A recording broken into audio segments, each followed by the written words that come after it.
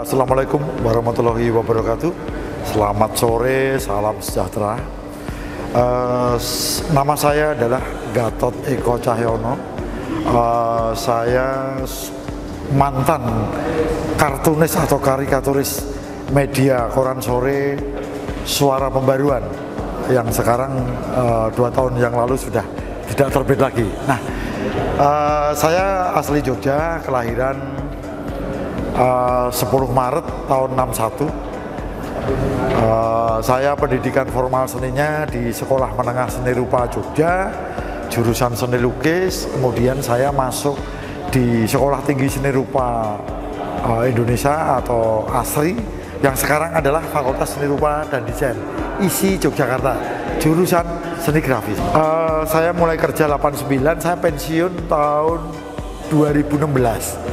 Kira-kira ya 25 tahun ada ini.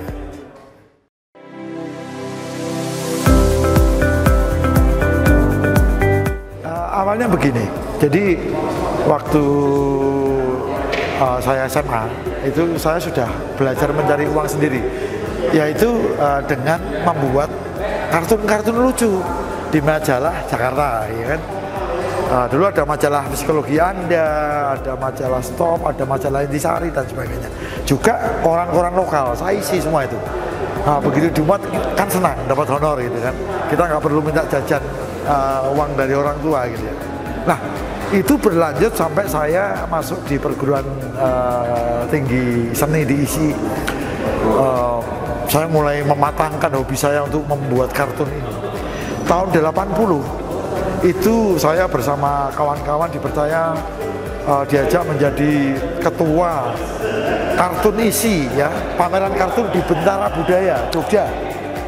Setelah lulus tahun 88 dari Fakultas Seni Rupa dan Desain ISI, saya sempat kerja setahun di advertising di Semarang. Gajinya besar, tapi tenaganya diprok-prok, diperes. Masuk jam 8 pagi, kita ngelembur itu sampai jam 3 pagi. Wah, saya kurus.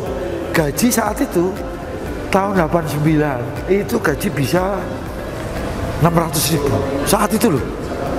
Gaji besar, tapi badan kita nggak sehat, kurus saya. Saya akhirnya keluar. Keluar dan saya masuk mendaftarkan diri lowongan di Sinar Harapan. Ada lowongan kartunis. Saya ngelamar. Musuh saya nih, sparring partner saya 50 kartunis di seluruh Indonesia. Saya diterima. Nah, saat itulah saya merasa bahwa oh, ini adalah buah yang selama ini saya perjuangkan gitu.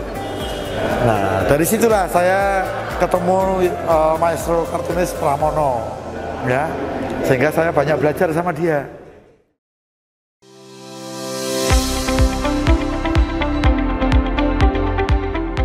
Di Suara Pembaruan, saya pagi-pagi diajak rapat, ya, diajak ngobrol dengan senior saya Pramono itu. Secara teknis saya udah dianggap mampu, teknis ya, tapi dalam proses kreatif sampai eksekusi ini saya masih ada belum lancar, belum lanyah gitu ya. Nah, dari situ banyak hal-hal yang saya alami tidak menyenangkan. Misalnya bikin sketsa 5 atau 10, yang diterima cuma 1. Wah, gitu. Meskipun itu 1 tapi senang. Ada yang berminggu-minggu berkali-kali nggak diterima. Makanya saya dengan nggak diterima itu, saya itu sedih. Pulang ke rumah itu merenung gitu. Makan nggak enak, tidur nggak nyenyak. Bagaimana saya supaya bisa berkarya menyesuaikan standar mutual di redaksi gitu. Itu tuntutan dan itu tantangan gitu.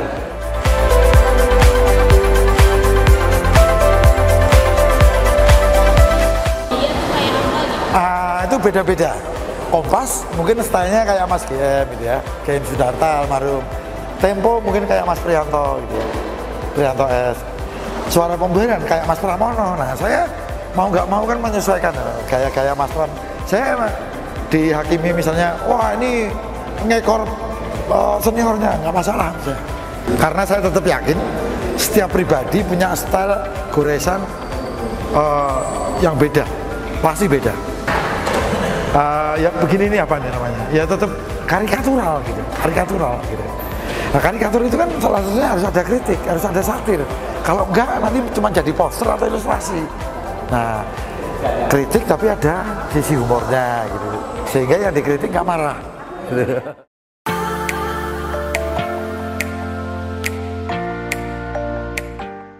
Jadi gini, garis besarnya poinnya begini esensinya, merespon fenomena kejadian di masyarakat yang faktual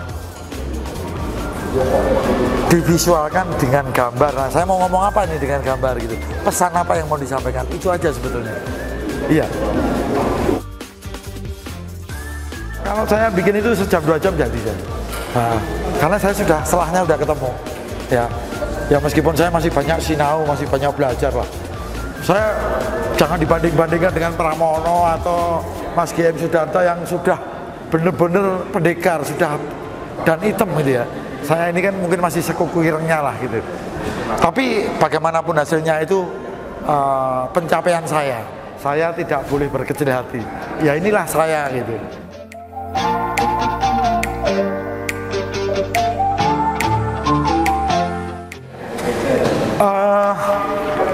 Nah, salah satu kunci karya karikatur yang dimuat di media itu memang harus komunikatif, gitu. Komunikatif.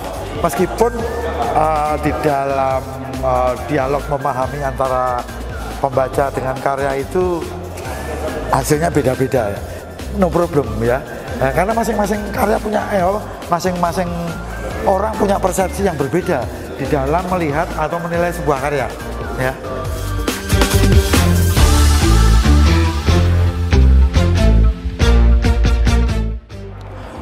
Bagi generasi muda ya, yang punya bakat atau talenta drawing, menggambar, apapun yang dia pilih nanti, stylenya mau bikin kartun atau arahnya ke animasi atau dia sebagai seorang ilustrator, boleh-boleh saja, atau sebagai seorang kartunis di media, itu sesuatu yang menarik dan menyenangkan menurut saya ya.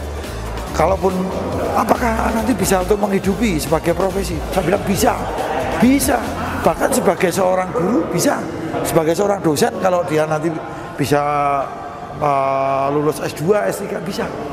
Nah, ini profesi yang menarik menurut saya ya.